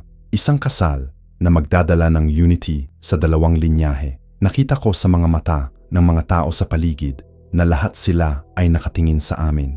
Nakita ko na alam nilang sino ang kasal na tinutukoy ni Luna. Hindi pwede, sabi ni Datu Bagani. Hindi pwedeng magkasal ang anak ko sa isang kapre.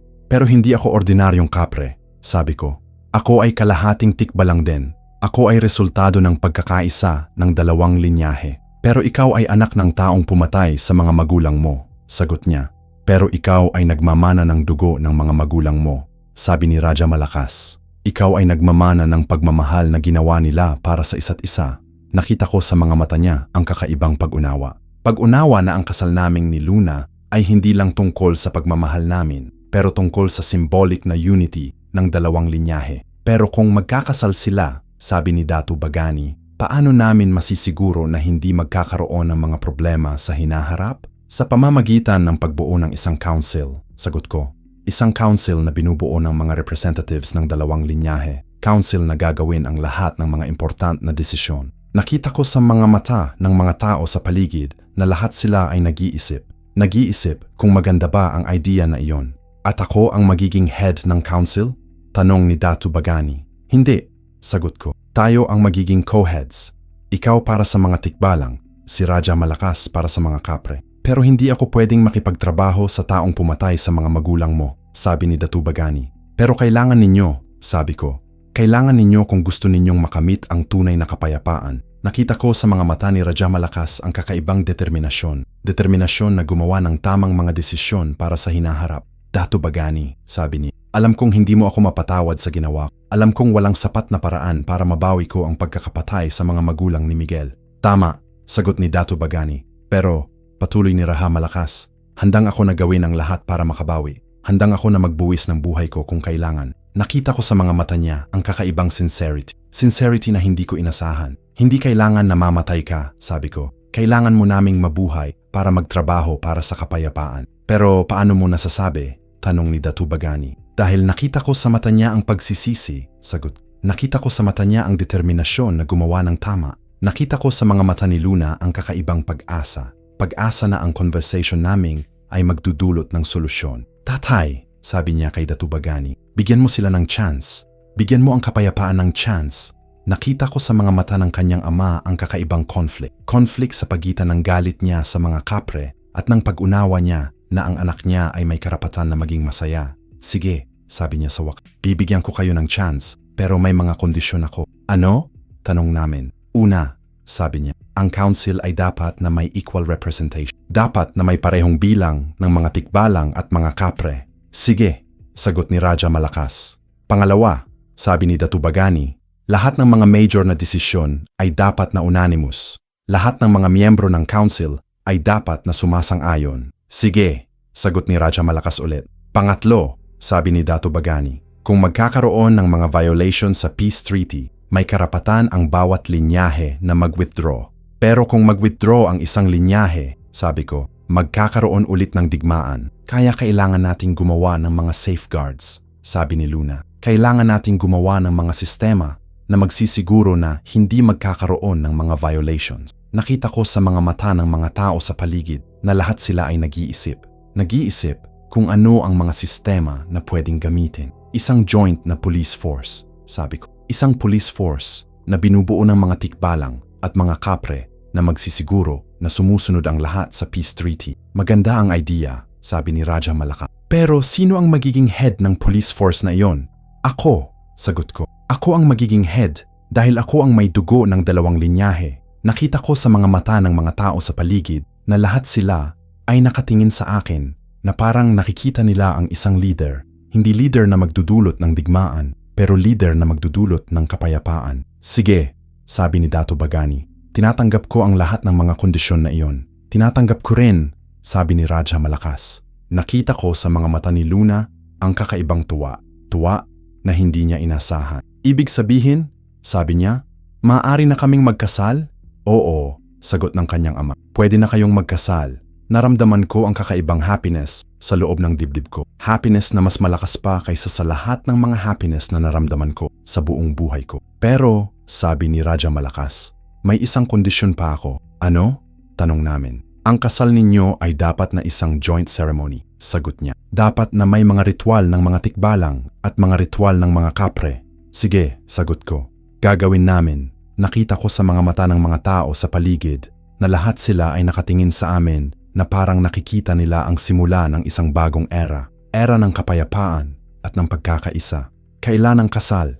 Tanong ni Datu Bagani. Sa loob ng isang linggo, sagot ko. Bibigyan natin ang lahat ng mga tao ng oras para mag-prepare. Saan? Tanong ni Raja Malakas. Dito, sagot ni Luna. Sa lugar na ito na walang pag-aari sa sinuman. Sa lugar na ito na magiging symbol ng unity naming. Nakita ko sa mga mata ng mga tao sa paligid na lahat sila ay nakatingin sa amin na parang nakikita nila ang pag-asa para sa hinaharap. Sige, sabi ni Datu Bagani. Gagawin natin ang kasal na. Gagawin natin, sabi ni Raja Malakas. Nakita ko si Aling Rosa na lumapit sa amin. Nakita ko sa mga mata niya ang kakaibang tuwa na hindi niya inasahan. Miguel, sabi niya, proud ako sa ginagawa mo para sa kapayapaan. Salamat Aling Rosa, sagot ko. Pero hindi pa tayo tapos.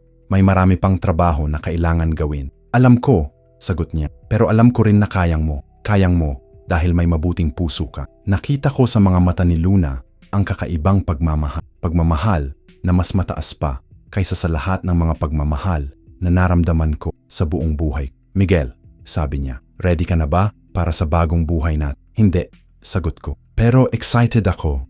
Excited ako sa lahat ng mga bagay na mangyayari sa atin. Ako rin, sagot niya. Ako rin excited. Nakita ko sa mga mata ng mga tao sa paligid na lahat sila ay nakatingin sa amin na parang nakikita nila ang pag-asa para sa hinaharap. Pag-asa na ang pagmamahal namin ay magdudulot ng kapayapaan sa kanilang mundo. Pero alam ko rin na hindi pa tayo tapos. Alam ko na may marami pang mga hamon na dadating. Marami pang mga problema na kailangan solusyonan. Pero ngayon, sa sandaling ito, nakikita ko ang possibility ng kapayapaan. Nakikita ko ang possibility ng mundo na hindi na kailangan ng digmaan. At sa loob ng possibility na iyon, nakikita ko ang future na gusto ko para kay Luna at para sa amin. Future na puno ng pagmamahal, puno ng kapayapaan, at puno ng pag-asa. Tara na, sabi ni Luna. Umuwi na tayo.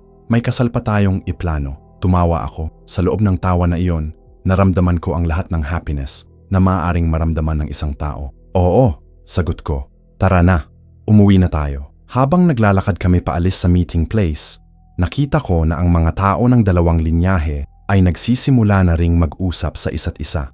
Hindi pa sila magkakaibigan, pero nagsisimula na silang makipag-usap.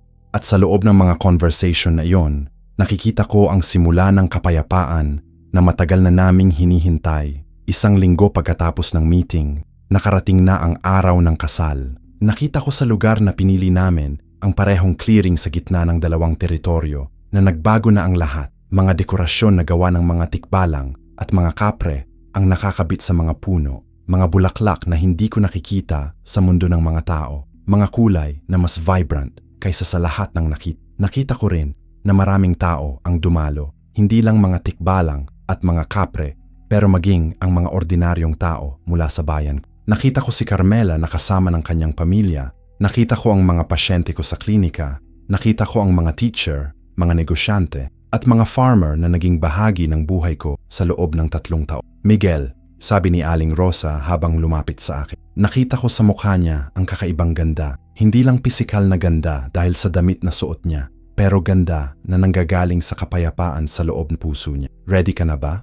Hindi, sagot ko. Pero excited ako. Nakita ko sa mga mata niya ang kakaibang tuwa. Tuwa na hindi niya inasahan.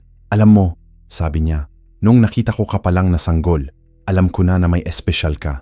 Alam ko na ikaw ang magdudulot ng pagbabago sa mundo namin. Hindi ko alam kung espesyal ako, sagot ko. Alam ko lang na mahal ko si Luna at gusto ko ng kapayapaan. Iyon na ang espesyal, sabi niya. Ang pagmamahal at ang pagnanais ng kapayapaan. Nakita ko si Luna napapalapit sa amin. Nakita ko sa mukha niya ang kakaibang kagandahan. Suot niya ang isang traditional na wedding dress na gawa ng mga tikbalang, isang damit na may mga detalyeng nakaukit na mga disenyo ng kalikasan. Mga disenyo ng mga puno, mga bulaklak, mga ibon, at mga tao na nag-aambag sa kapayapaan. Luna, sabi ko, napakaganda mo. Salamat, sagot niya. Ikaw rin, napakaganda ng wedding attire mo. Nakita ko ang sarili ko sa isang traditional na kapre wedding attire na ginawa ng mga kasamahan ng ama ko. Isang damit na may mga detalyeng nakaukit na mga disenyo ng kapangyarihan, mga disenyo ng mga lightning, mga apoy, mga hangin, at mga tubig na nag-aambag sa lakas. Ready ka na ba? Tanong niya. Ready na? Sagot ko. Nagsimula ang ceremony. Nakita ko si Dato Bagani at si Raja Malakas na nakatayo sa harap ng altar na ginawa ng mga carpenter ng 2 linyahe. Nakita ko sa mga mukha nila ang kakaibang determination. Hindi lang determination na tapusin ang ceremony, pero determination na simulan ang bagong era ng kapayapaan. Mga kaibigan, sabi ni Dato Bagani habang nakatayo sa harap ng lahat ng mga tao. Narito tayo ngayon para maging saksi sa isang kasal na magbabago sa kasaysayan ng aming mga... Nakita ko sa mga mata ng mga tao sa paligid na lahat sila ay nakatingin sa amin na parang nakikita nila ang isang himala. Himala na hindi lang tungkol sa pagmamahal namin, pero himala na tungkol sa pagkakaisa ng 2 mundo na matagal nang magkalaban. Miguel Santos, sabi ni Raja Malakas, ikaw ay anak ko, pero ikaw ay naging higit pa sa inaasahan ko. Ikaw ay naging bridge sa pagitan ng 2 mundo. Naramdaman ko ang kakaibang emosyon sa loob ng puso ko. Hindi ko alam kung paano ko dapat maramdaman ang pagkakaroon ng ama na hindi ko nakilala. Pero nakita ko sa mga mata niya ang kakaibang pride. Pride na hindi lang para sa anak niya, pero pride para sa taong naging simbol ng kapayapaan. Luna Bagani, sabi ni Dato Bagani, ikaw ay anak ko at ikaw ay naging mas matatag pa sa inaasahan ko. Ikaw ay naging lakas para sa taong mahal mo. Nakita ko sa mga mata ni Luna ang kakaibang happiness. Happiness na nanggagaling sa pagkakarinig niya na ang kanyang ama ay proud sa kanya. Ngayon, sabi ni Dato Bagani, simulan natin ang mga ritual ng mga tikbalang. Nagsimula ang ritual ng mga tikbalang. Nakita ko si Luna na lumapit sa isang mesa na may mga ingredients na hindi ko kilala. Mga dahon, mga bulaklak, mga bato, at mga tubig na nanggagaling sa mga sacred na lugar ng mga tikbalang. Miguel, sabi niya, hawakan mo ang kamay ko. Hinawakan ko ang kamay niya. Sa loob ng kamay niya, naramdaman ko ang kakaibang enerhiya. Hindi lang enerhiya na nanggagaling sa pagmamahal namin, pero enerhiya na nanggagaling sa mga ancestors ng mga tikbalang na nagbibigay ng blessing sa amin. Sa ritual na ito, sabi ng isang matandang babae na lumalapit sa amin, si Luna ay magbibigay ng kanyang lakas kay Miguel at si Miguel ay magbibigay ng kanyang lakas kay Luna. Nakita ko sa mga mata ng mga tao sa paligid na lahat sila ay nakatingin sa amin na parang nakikita nila ang isang sacred na ceremony. Ceremony na hindi lang tungkol sa aming dalawa, pero tungkol sa pagkakaisa ng 2 linyahe. Ginawa namin ang ritual. Naramdaman ko ang lakas ni Luna na dumadaloy sa loob ng katawan ko at naramdaman ko ang sarili kong lakas na dumadaloy sa loob ng katawan niya. Sa loob ng proseso na iyon, nakita ko ang mga visions na hindi ko maintindihan. Nakita ko ang future namin. Nakita ko ang mga anak na magkakaroon kami, mga apo na magkakaroon ng mga anak namin, at mga generations na susunod na magpapatuloy sa legacy ng kapayapaan na sinisimulan namin ngayon. Nakikita mo ba yon? Tanong ni Luna. Oo, sagot ko. Nakikita ko ang future namin. Maganda ba? Tanong niya. Maganda, sagot ko. Sobrang ganda. Natapos ang ritual ng mga tikbalang. Nagsimula naman ang ritual ng mga kapre. Ngayon, sabi ni Raja Malakas, simulan natin ang mga ritual ng mga kapre. Nagsimula ang ritual ng mga kapre. Nakita ko ang mga kasamahan ng ama ko na lumapit sa amin na may mga ingredients na kakaiba sa nakita ko sa ritual ng mga tikbalang, mga crystal, mga metal, mga ashes, at mga oil na nanggagaling sa mga sacred na lugar ng mga kapre. Sa ritual na ito, sabi ng isang matandang lalaki na lumalapit sa amin, si Miguel ay magbibigay ng kanyang kapangyarihan kay Luna at si Luna ay magbibigay ng kanyang kapangyarihan kay Miguel. Ginawa namin ang ritual. Naramdaman ko ang kapangyarihan ko na dumadaloy sa loob ng katawan ni Luna at naramdaman ko ang kapangyarihan niya na dumadaloy sa loob ng katawan ko. Sa loob ng proseso na iyon, nakita ko ang mga visions na mas malalim pa kaysa sa nakita ko sa ritual ng mga tikbalang. Nakita ko ang mga challenges na darating sa amin. Nakita ko ang mga tao na hindi magtitiwala sa amin. Ang mga tao na susubukan na sirain ang kapayapaan na ginagawa namin. Pero nakita ko rin na kayang namin na labanan ang lahat ng mga challenges na iyon. Nakikita mo ba ang mga challenges?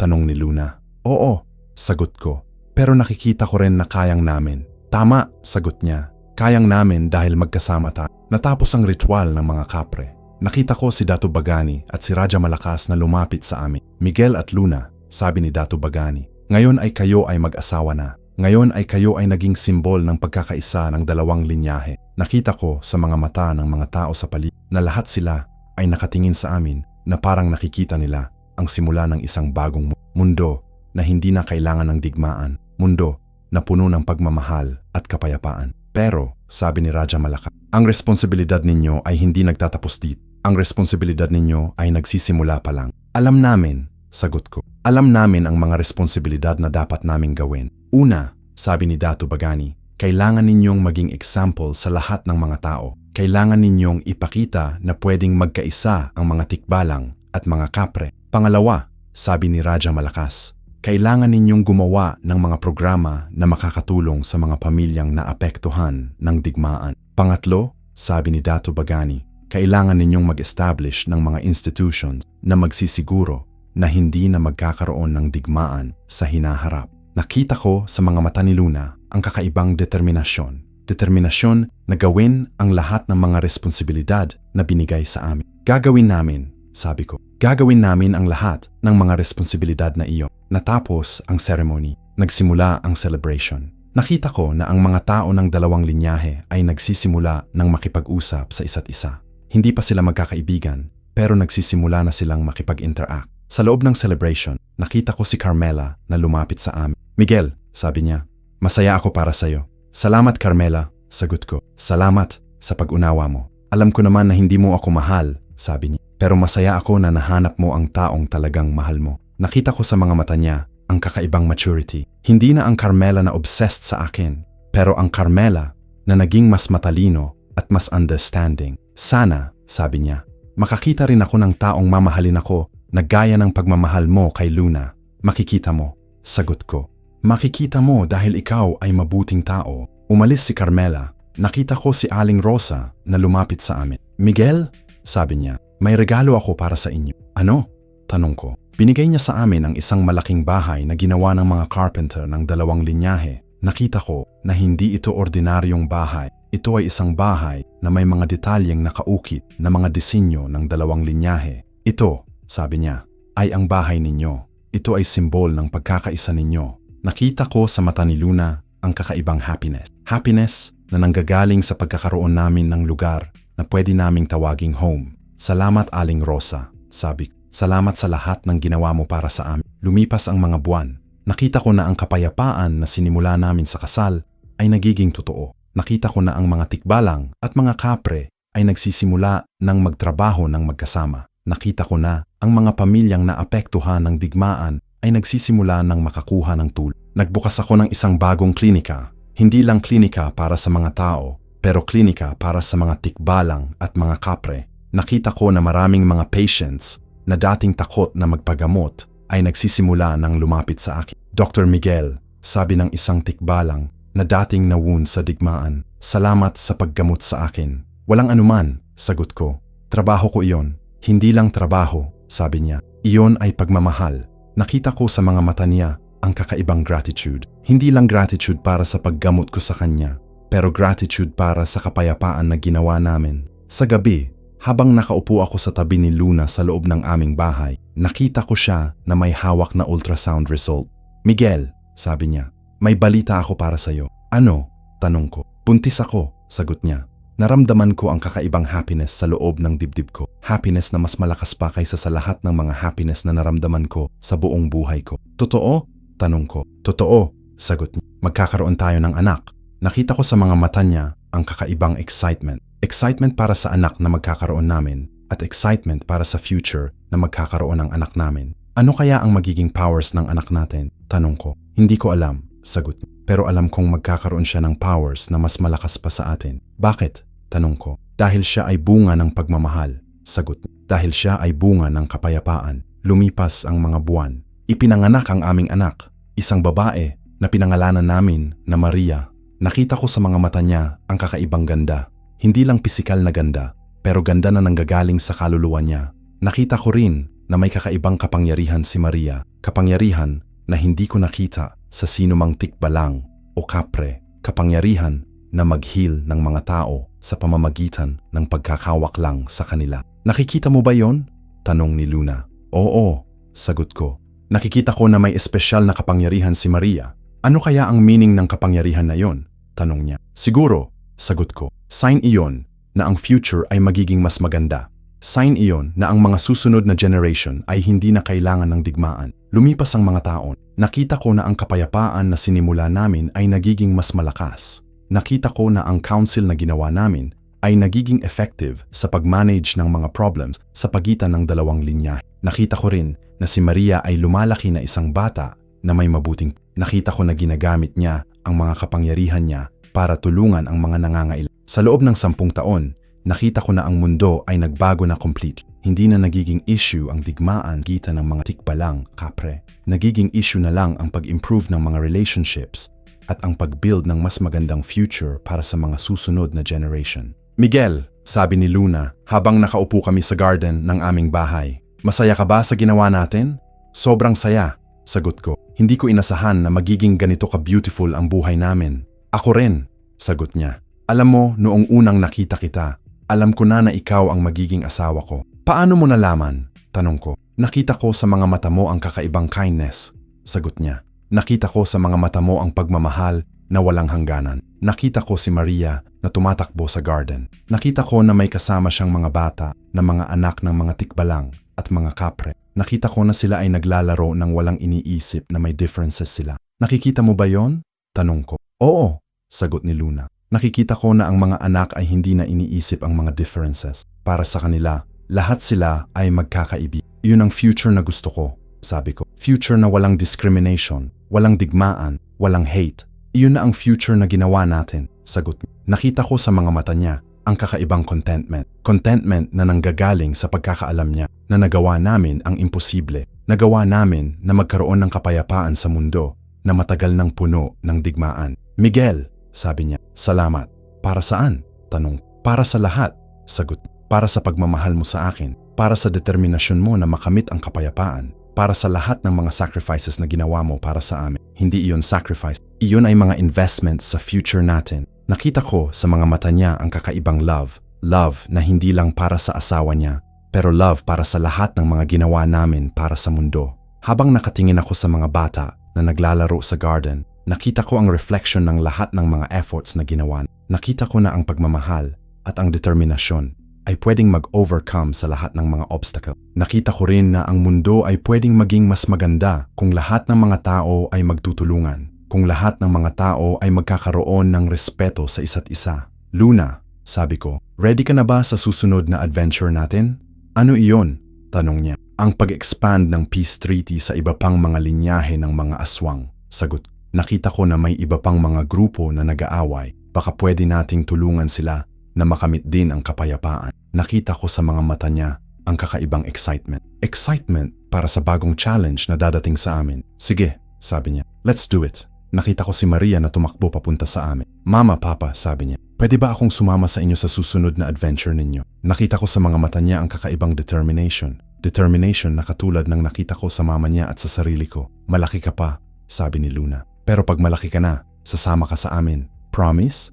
Tanong ni Maria. Promise. Sagot ko. Nakita ko sa mga mata niya ang kakaibang happiness. Happiness na nanggagaling sa pagkakaalam niya na maging parte siya ng misyon namin na magdala ng kapayapaan sa mundo. Habang nakatingin ako sa aming pamilya, habang nakatingin ako sa mundo na ginawa namin, Naramdaman ko ang kakaibang fulfillment. Fulfillment na hindi ko inasahan. Alam kong marami pang mga challenges na dadating. Alam kong marami pang mga tao na hindi pa naniniwala sa kapayapaan. Pero alam ko rin na kayang namin na labanan ang lahat ng mga challenges na yon. Dahil meron kaming pagmamahal, dahil meron kaming determinasyon, at dahil meron kaming pamilya na susuportahan sa amin sa lahat ng mga ginagawa namin. Sa loob ng happiness na yon, naramdaman ko na ang journey namin ay hindi pa tapos. Naramdaman ko na ang kapayapaan na ginawa namin ay simula pa lang ng mas malaking misyon. Misyon na magdala ng pagmamahal sa buong mundo. Misyon na ipakita sa lahat ng mga tao na pwedeng magkaisa ang lahat ng mga lahi, lahat ng mga kultura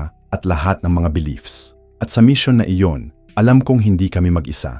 Alam kong kasama namin ang lahat ng mga taong naniniwala sa kapayapaan. Kasama namin ang lahat ng mga taong gusto ng mas magandang mundo para sa mga susunod na henerasyon. Kung nagustuhan ninyo ang kwentong ito, huwag kalimutang mag-like, mag-subscribe at mag-comment para sa mas maraming mga inspiring stories.